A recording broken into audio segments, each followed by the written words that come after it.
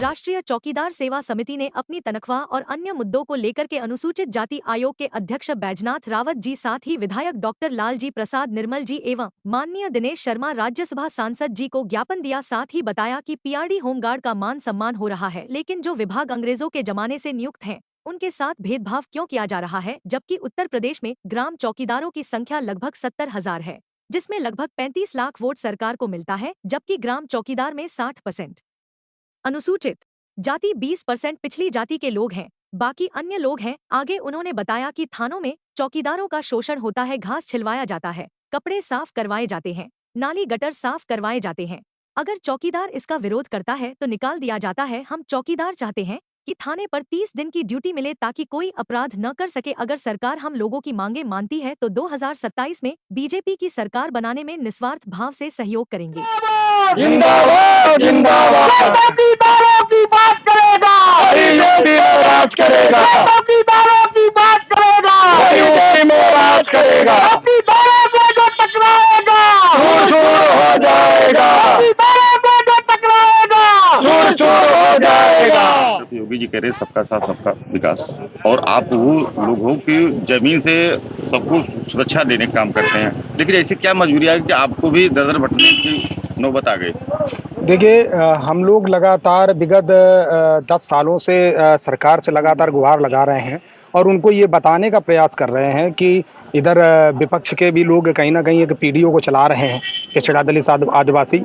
उसी तरह से सरकार को इस पर विचार करना चाहिए, क्योंकि ग्राम चौकीदारों में 60% दलित वर्ग से लोग आ जाते हैं, अनुसूचित जाति से 20% लगभग ओबीसी समाज है, 20% में अन्य लोग हैं। तो ये जो 80% जो पीडीए मेन है वो उत्तर प्रदेश के अंदर ग्राम चौकीदार हैं, जिसका अगर मैं बात करूं, जिसके परिवार में अगर मिला करके लगभग 35 लाख के आसपास वोट होता है, तो 35 लाख वोट लगातार भाजपा को मिल रहा था, भाजपा लगातार विजय हो रही थी। आज हम माननीय उप मुख्यमंत्री जी से मुलाकात कर रहे हैं और मुख्यमंत्री जी से मुलाकात करने के बाद मेरा बस ये ज्ञापन में एक ही चीज़ लिखा, उनको याद दिलाना चाहते हैं कि यदि 35 लाख का वोट आपको चाहिए तो इनके परिवारों के बारे में सोचना पड़ेगा। आप विचार कीजिए कि 2500 रुपये में ऐसी महंगाई में इन लोगों का कैसे गुजारा भत्ता होगा।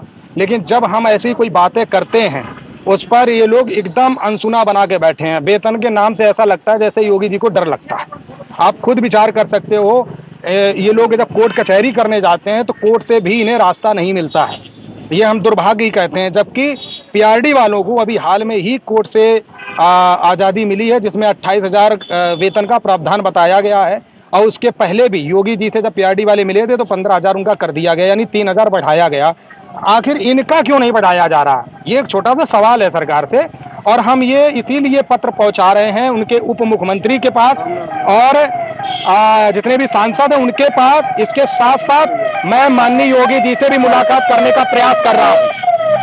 अगर उसके बावजूद भी हमारी नहीं सुनाई होती है या नहीं सुना जाता है तो 2027 में इसका जवाब उन्हें दे दिया जाएगा कि आज जिस तरह से वो लगातार सत्ता में रह रहे हैं, 35 लाख वोट एक तरफ जिसके पास जाएगा वो कहीं ना कहीं उत्तर प्रदेश की कुर्सी संभालेगा।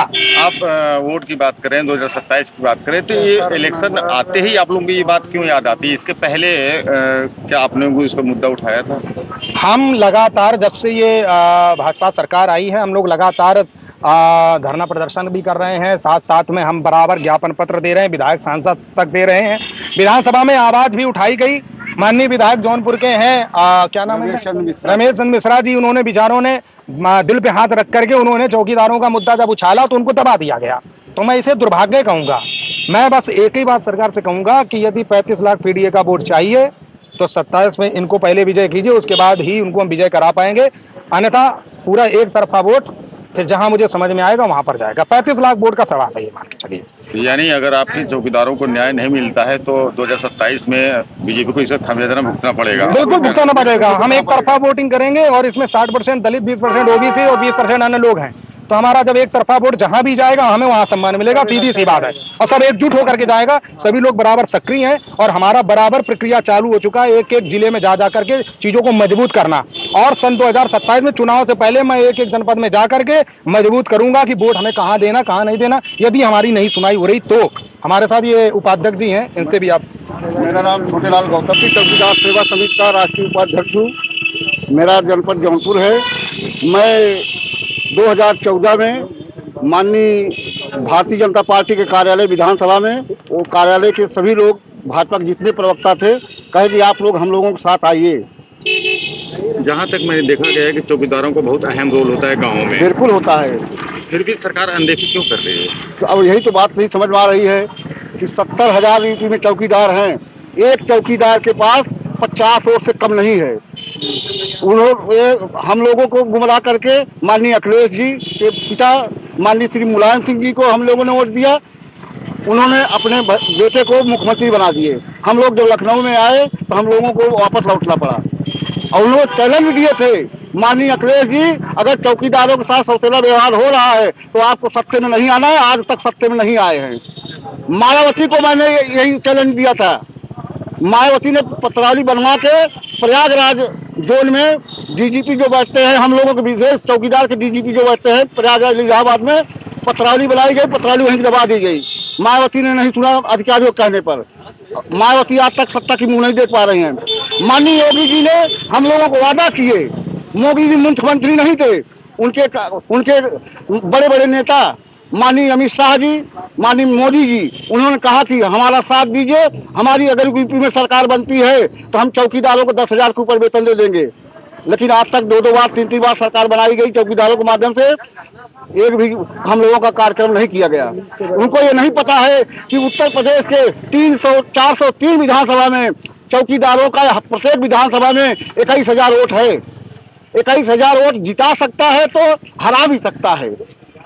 2027 में अगर उसके पहले हम लोगों का मांग नहीं किए, चतुश्रेणी कर्मचारी का जो वादा किए हैं नहीं किए चौकीदारों को उत्तर प्रदेश के, तो हम लोग ये बता देंगे 2027 में कि चौकीदारों की पावर क्या होती है।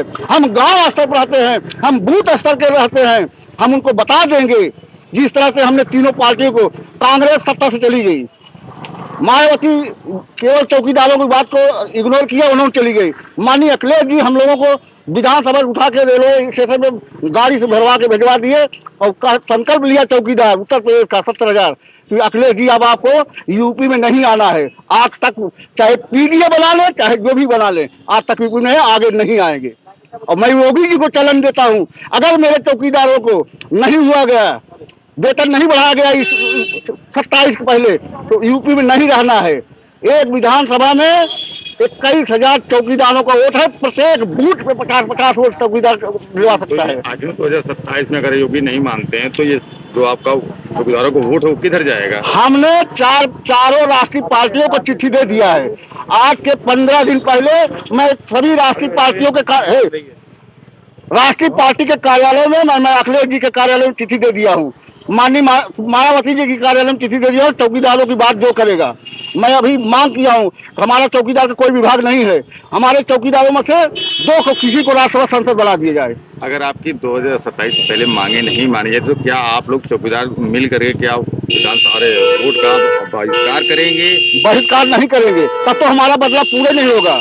हम देखेंगे जिसको, जो मेरी बात को मानने को तैयार होगा। मैंने उसमें 2 शर्त रखे हैं कि हम लोग उसी को वोट देंगे, योगी जी की बात अगर नहीं मानते हैं उसी पार्टी को दे जो सत्ता में हम लोग उनको बैठाएंगे। लेकिन शपथ के दिन घोषणा होनी चाहिए, उस शपथ के मंच से घोषणा होनी चाहिए, चौकीदारों जाओ तुम लोग, तुम्हारा आज से 21,000 20,000 वेतन कर दिया जा रहा है।